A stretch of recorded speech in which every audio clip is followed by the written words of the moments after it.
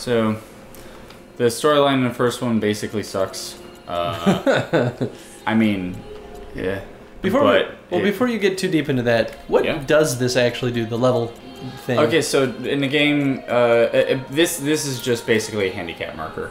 They put a lot of like effort into the handicap for some reason. Does it just like change how much health you have? I think it's health and damage you deal. So if like you're level 10 and I'm 1, I'm gonna die in a few hits, and then you're never gonna die. So bring it. That's bitch. why we should always like be the same level. So if we're the same, it's arbitrary. Yeah, yeah. It's not arbitrary. It's I mean the fact that we have the level marker is pointless. But it's like any fighting game. You can do handicaps in fighting games. Yeah, okay, that's pretty fair. So, yeah, so, no, I don't know. What was this? The story in the first game is lame. The story in the first game is, like, it's just awful. It's, like, basically, like, kid lives in space colony is attacked, kid falls into robot, very, It's almost very classic, like sci-fi mecha universe. That's and they did not even lie about that. They were very Gundam almost. That's what I was gonna go for. Original Gundam style. Although Gundam came before this, or did this come before Gundam? Oh no, Gundam came way before this. That's what I thought. Gundam has been around forever. Yes, it has. That's also another series that I never really saw. I watched the first 2 episodes. We're clashing swords. We're clashing.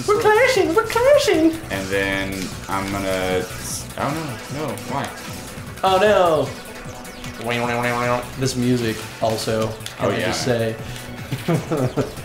I don't even know what my ranged weapon does. Oh, find out. Well, you gotta see. You keep shooting basic attacks.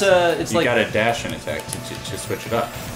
So you shoot like a little thing, and then you shoot a big fire thing. It's really annoying and hard dodge. So there you go. So okay, in the first player mode, do you change characters at all during the campaign, or do you only play one character? You play the one character, but you switch a mech once. You go from this mech that I'm using right here to a really, really, really crappy single sword raptor mech for just a short amount of time. And it's a very hard part of the game. It's actually kind of interesting. And then. It's disappointing because I feel like all these different mechs, I really like the difference between how they all fight, because they're all interesting and it's sort of underutilized if you can't play a lot of them during the main campaign. I mean, it's great that it was in the multiplayer, but if you were a kid like me, you didn't really have friends to play with. I mean, you did. I had friends. I mean, you can do versus against the robots. I've always, oh, that's true. But it's not.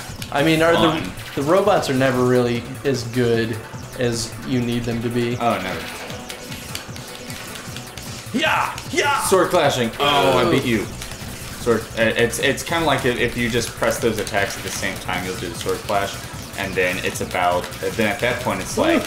Are you going to do a dash attack to break this whole clashing thing? And am I going to anticipate the clash attack and then just hit you with a burst damage attack? It's like, oh, whoa. I think you hit the wall? That's weird. Wait, do it again. Yeah! Oh, God. It's really cool seeing it from the other angles. Right? I'm gonna kill you with this little laser. Pew, pew, pew. Oh, no, you don't. Laser. No. Oh, no. I tricked you with my laser sword.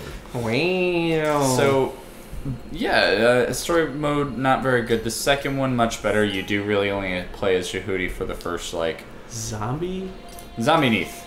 Okay, so there's Neath and Zombie Neath. There's Raptor and Single Sword Raptors. So... Basically... This game, I think, can be beat in, like, literally, like, 2 hours, 2 or 3 hours, if you're skilled. And if you're not skilled, it may take you, like, 6 or 8. So, I was not kidding when I said short game. Zombie Neath, basically, the concept is, this is the antagonist throughout the game, Neath, and then you're playing the person piloting Jehudi, which, by the way, has an AI that talks to you the whole time. That's kind of cool. Yeah. And then, at some point, you beat Neath, and her arms, like, blow up, or, I don't remember, something crazy like that, and yet the... energy field around her mech for some reason contains the arms, and so she just has these whip-like arms that are very annoying and hard to dodge. You should play her, it's fun. Okay. I'll be regular Neith. There we go. Yeah. 4? Yeah, sure, whatever. That's what the default is, I guess. That's where we haven't gone. I think we haven't gone to City 1. I'll be honest, even after playing this game a lot, I still didn't know what the hell the symbol for the cities meant most of the time. It's like, oh, like, this doesn't look like a city. This is just, I guess it's an arcology? I'm not really sure. So look at your arms. Yeah, all the floaty stuff. Pretty impressive, I felt, for, like, a game at the time to, like, really keep that all. Like, Yeah, I mean, I guess graphics-wise, like, it's not too bad for a PS2 era game. It certainly isn't the best PS2 had to offer, but no, definitely not. I assume this is early PS2 also. Yes, it is very early PS2. Which means that, in my opinion, all PS2 games that did not fit. Oh god, you shoot 6 of those things. Nope. Nope, hide behind this wall. Ha! Yeah, what were you saying? That I cannot dodge this. Ha ha ha! Damn you and your whip arms. I don't remember, what was I saying? Yeah, no, I mean, it basically, it put to shame any game that couldn't match it early on in the development of PlayStation 2. Yeah. That's pretty fair. So I don't know, I don't think we've talked mechanics to death, but what are your opinions about the mechanics themselves? Because I've talked about how, like, I think they're interesting, but, once I mean, it's one, as I said, it's one of those games, it's like a fighting game that has less to offer because there's not, like, skill set move, you know, there's not, like, a bunch of moves to learn or anything. Yeah, there's not a million combos, there's just the... Yeah, there's 3 basic attacks for every character, and it's about utilizing to their fullest potential, doing different angles. But even the angles don't make a huge difference. But that sort of is why it's a game that's easy to pick up but difficult to master, I think is how you described it. Yes. Which I agree, like, after I played around this a little bit, I you know, it's easy to figure out how everything works now. Now it's just a matter of executing it so I can kill you. Oh. Faked you out! Accidentally. I mean, I totally meant to fake you out. Man. Oh, I just want to win one. I just want to win one. No! Secret. I actually just taught you how to play this game so I could beat you at it a lot. I mean, that's generally if I get how too close, you work. can't hit me. Oh, Oh, what? Oh. So, like, guarding, like, you just stand there for a little bit. Oh, no! Ha-ha! Ha-ha! Oh, Damn it. Wow, and that actually, look at that. That was cool. Look at that. So, mechanics-wise, it's actually, it's pretty good. It's not the smoothest. Zone of Enders 2 is much smoother, and we should play that at some point. I think I have it. Do we have it? I think I have it. Okay. It's a little harder to get your hands on than the first one. No, that's good, I think. Or no, you're talking about actually physically owning it? Physically owning it, yes. Well, then I guess that's sort of expected. If this game teeters on the obscure side, then... Yeah, I think it has kind of like a cult following, if I'm not mistaken, but it's not like a cult following that's so big that this game costs like $80 on eBay and only 5 people want it. Instead, it's like, it's fucking just like, nobody has it and it's not worth a lot of money. So, it by and large, not a successful game. Fair.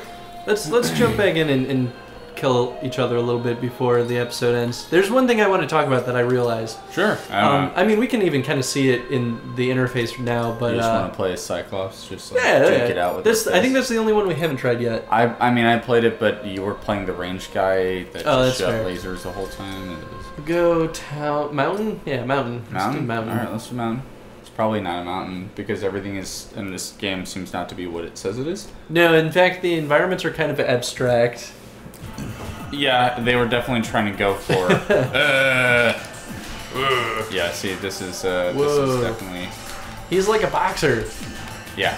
That's so crazy.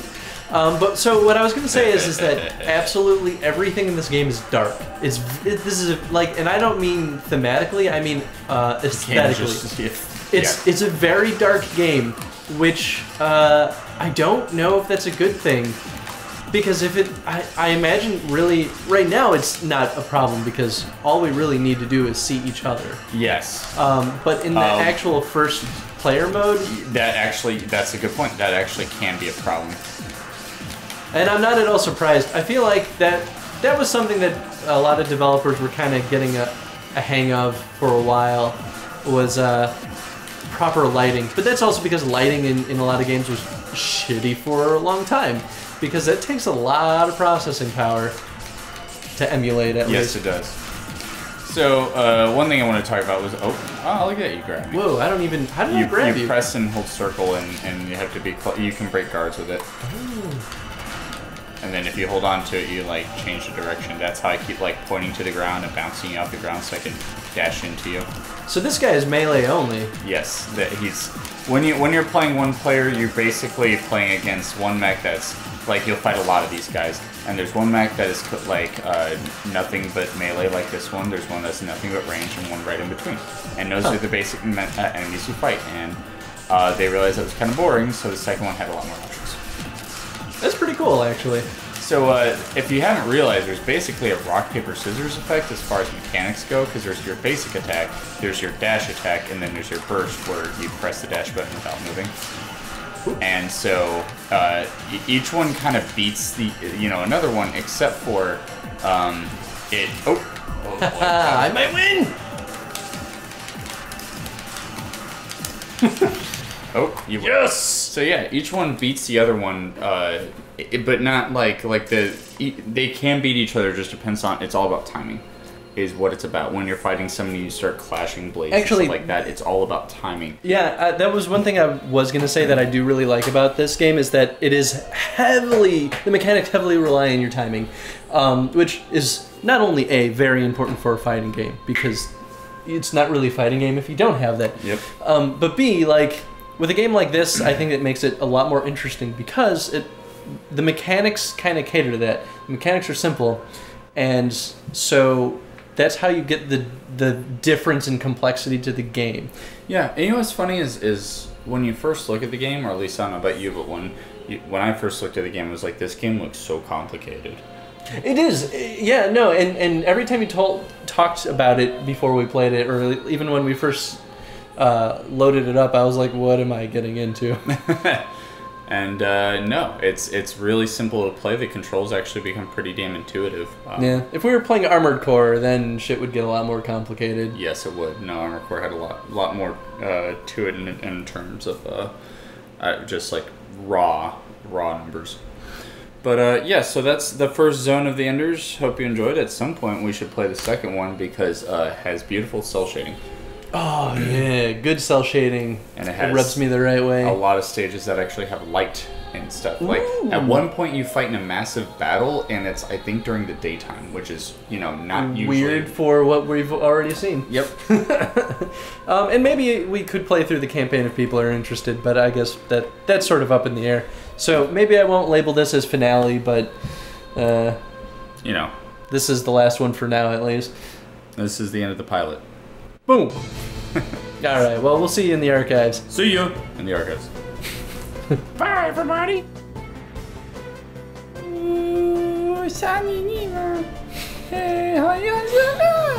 I've never known what she was saying. I tried to look it up, and of course, I had no idea.